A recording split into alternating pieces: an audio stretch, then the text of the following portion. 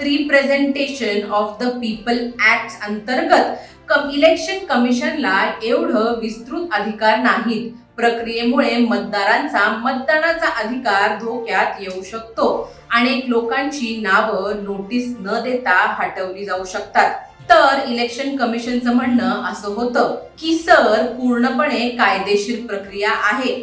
मतदार यादी शुद्ध ठेवणं ही आयोगाची घटनात्मक जबाबदारी आहे. बहुत स्पष्ट रूप से न्यायालय ने यह कहा है कि SIR exercise is not in conflict the Representation of People's Act and 1960 rules, and it doesn't detract from the constitutional imperative of free and fair election.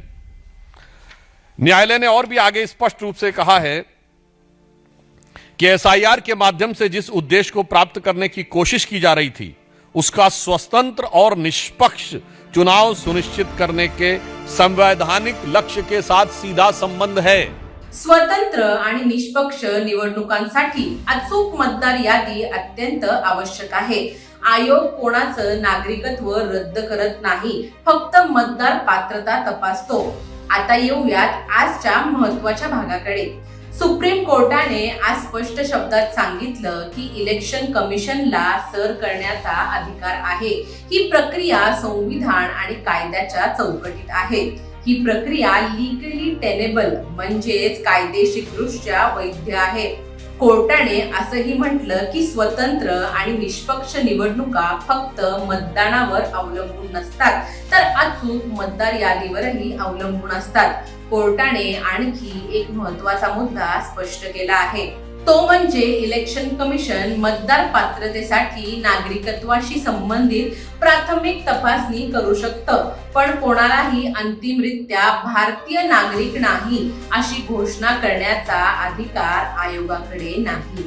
Supreme कोर्टाने असंही सांगितलं की ही प्रक्रिया मनमानी नाही, तर त्यामध्ये सेफ गार्ड्स म्हणजे सुरक्षात्मक तरतुदी आहेत. या निर्णयाचे मोठे राजकीय परिणाम होऊ शकतात, कारण आता इलेक्शन कमिशनला भविष्यात इतर राज्यांमध्येही ही प्रक्रिया अधिक आक्रमकपणे राबवण्याचा मार्ग मोकळा झाला आहे.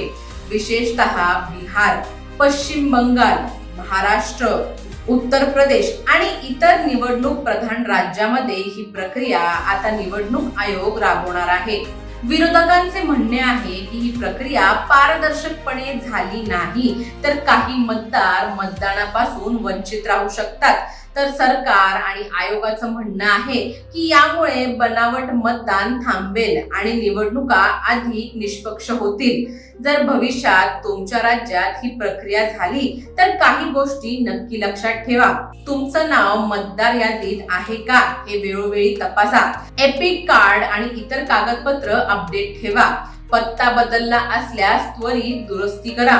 कोणतीही नोटीस आल्यास दुर्लक्ष करू नका, कारण मतदार यादीत नाव असणं हा तुमच्या मतदानाच्या अधिकाराचा पाया आहे. तर मित्रांनो, आजचा सुप्रीम कोर्टाचा हा निर्णय भारताच्या निवडणूक व्यवस्थेसाठी अत्यंत महत्त्वाचा मानला जात आहे.